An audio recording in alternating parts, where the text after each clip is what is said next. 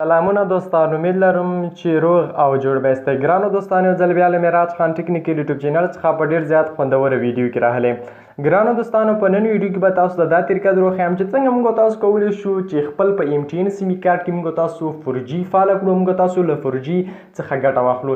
یعنې موږ تاسو که په MTN سیمګاټ کې موږ تاسو انټرنیټ کاروو، موږ تاسو یوازې 3G څخه کار اخلو. 3G هم کله کمزوری وي او کله تیز. نو په نن ویډیو کې تاسو دا طریقه درښیم چې څنګه موږ تاسو کولی شو چې خپل انټرنیټ تیز کړو، یعنې خپل انټرنیټ چې د په MTN سیمګاټ کې موږ تاسو 4G فعاله کړو. نو نن تاسو ته همدا طریقه دوستانو درښیم. نو هر څه نه مخکې دوستانو، که چېرته تاسو زموږ په چینل کې نوي یاست او تاسو ورسره هم میراج خان ټیکنیکل نوي سبسکرایب کړی، نو مهرباني وکړئ میراج خان ټیکنیکل یوټیوب چینل در سره حتما سبسکرایب کړئ. په دې سبسکرایب اپشن باندې تاسو کلیک وکړئ دوستانو، او په خوا کې کوم بیل نشان چې روزي په هغه باندې کلیک کړئ او په حال باندې کلیک کړئ دوستانو. په دې سره به زموږ هر یو نوی ویډیو تاسو ته په وخت سره در ورسیږي.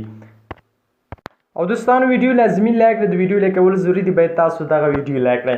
نو دوستانو، تاسو به چې کله تاسو غواړئ چې خپل په MTN سیمګاټ کې 4G څخه ګټه واخلئ، نو تاسو به سمپلی راشئ اب اوکې بټن ته به تاسو راشئ. چې کله اوکې بټن ته راغلئ، نو دلته به تاسو ستوري باندې کلیک کړئ، 340 په ووایئ او بیا به ترې بیا نشان ووایئ. او تاسو سیمګاټ چې کوم کې مثلا زه په دویم کې ما MTN دی، نو زه به دلته MTN سیمګاټ باندې کلیک وکړم. نو ګورئ دوستانو، دلته لاندې ماته راوځي چې 4G سیکشن. ګورئ دوستانو، دلته ماته 4G په 12 کې راووت. نو دوستانو په 12 کې 4G دی، زه تاسو دلته په دې هغه کې ولیکئ 12. چې کله هم 12 ولیکل، تاسو به دا سینډ کړئ. چې کله هم سینډ کړو، ګورئ دوستانو، موږ تاسو چې دی کولی شو ډېر کسټمر یوار ریکویسټ موږ تاسو چې دی 4G چې دی فعاله کړئ.